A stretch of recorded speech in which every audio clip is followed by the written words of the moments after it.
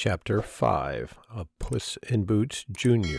and Tom Thumb, The Magic Tears. For a long time, Puss and his companions continued their journey, and by they came to the edge of the forest, where a great desert stretched out before them as far as the eye could reach.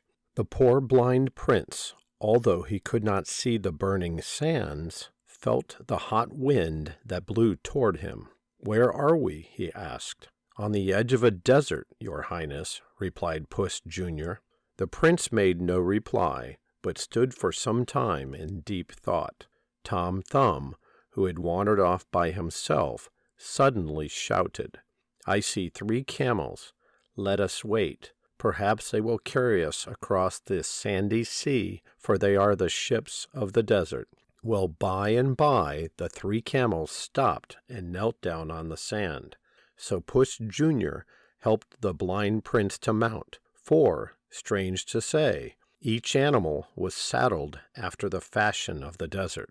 Poor little Tom Thumb had great trouble in mounting his beast, for he could hardly see over its hoof, to say nothing of its great body. But Puss lifted him up, and then Tom took hold of a strap and drew himself onto the saddle. Then, as soon as Puss was ready, the camels rose to their feet and set off across the desert at a good pace. "Hurrah!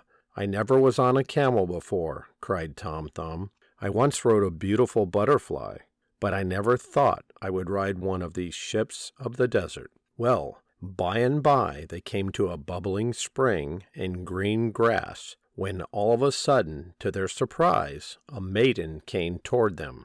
On seeing the prince, she gave a loud cry and ran forward. The prince gave a shout of joy. "Rapunzel! Rapunzel!" And the next minute she was folded in his arms. And Rapunzel was so happy at finding her prince, she cried for very joy.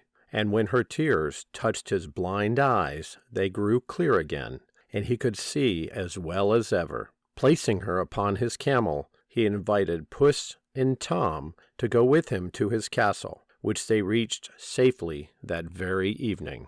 End of Chapter 5.